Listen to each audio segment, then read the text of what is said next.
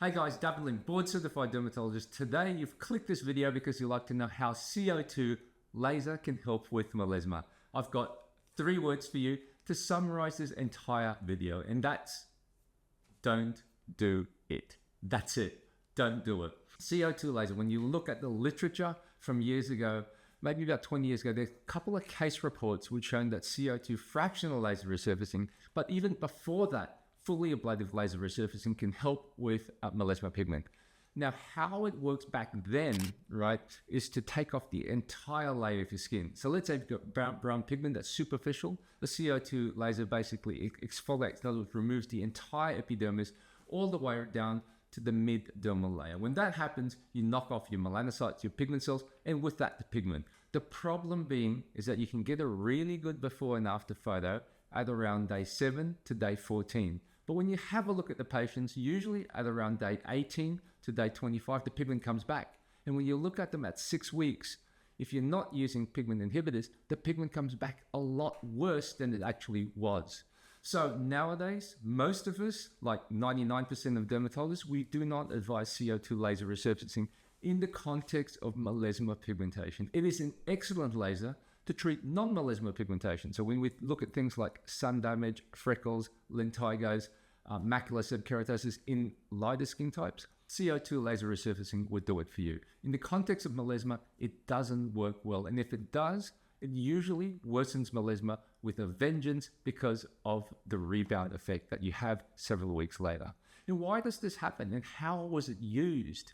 So when it was used as a fully ablative, but in some case reports, it's used as a fractional laser. In other words, treating portions of skin, but we're using very low settings, so low density, low fluids. What it can also do is what's known as laser-assisted drug delivery. So certainly if you use low fluids, if you know what you're doing, you've got a short pulse duration of your CO2, you can use that as a method to basically enhance the topical deliveries of your tyrosinase inhibitors. In other words, your pigment modifiers, your pigment correctors.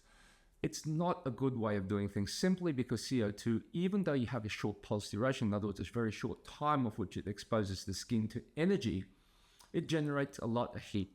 And heat, as you know, makes melasma worse. So as far as my team and I are concerned, we do use CO2. We'd probably do about 6 or 7 cases per day, but not or never on melasma-prone skin or melasma itself.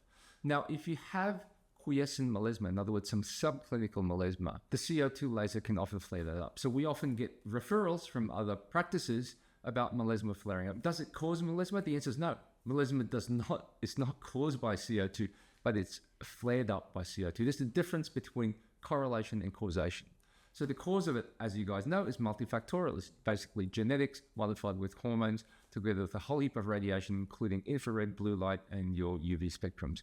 So what lasers do we use instead of CO2? There's a couple. The safest laser are basically your pico lasers. So used in conservative settings, in the correct setting and in the correct application, it can be very useful to treat melasma because it doesn't generate as much heat. So those are called photoacoustic lasers. So you can hear them snap. It's more about the sound rather than the heat itself, which is photothermal. So pico lasers, number 1 when it comes to safety and efficacy. So things like your Pico Sure, your Pico Sure Pro, and then down the list is my Pico Way, which we still use, but not very often. Okay, so Pico laser is number 1. The second is your old-fashioned Q-switch lasers. So the Q-switch lasers are the ones with a longer pulse duration. So the pulse duration is between 5 nanoseconds for the newer ones, but then the older ones like your C6 and the Revlights, they're about 15 nanoseconds. So it's a longer pulse duration compared to the picoseconds, which are very short pulse duration. It works totally different. So the Q-switch lasers basically shrink down the pigment over time, shrink down the melanocyte, which is a pigment-producing cell over time. So it decreases the dendritic processes or the arms which actually transfer the pigment from your melanocyte all the way to your keratinocyte, which is basically your skin cell. So it works by shrinking down the cell, but you should not blow up pigment.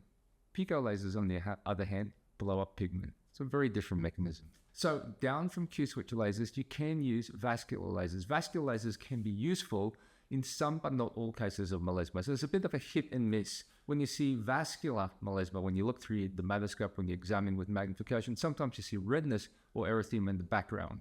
And when you use the vascular lasers, it can modify these blood vessels and hence basically modify the plasminogen or the vascular endothelial growth factor 1 transcription, which is important when we're treating melasma. So that's number 3. Number 4, you can use your fractional non-ablative lasers. I don't like using these much at all. So things like your diode, your thulium 1927, 1940s. The settings have got to be really conservative. When I mean conservative, really conservative.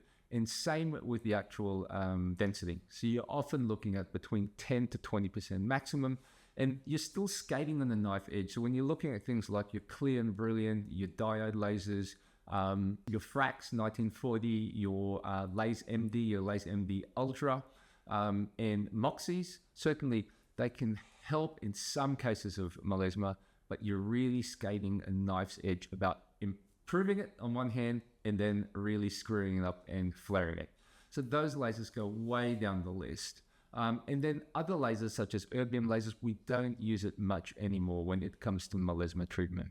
Guys, I hope you like that summary of how we employ lasers as well as what not to do. In other words, for whatever reason, make sure you stay well clear from the CO2 laser. An excellent laser to treat sun damage, wrinkles, acne scarring, but one of the worst lasers to treat melasma pigmentation.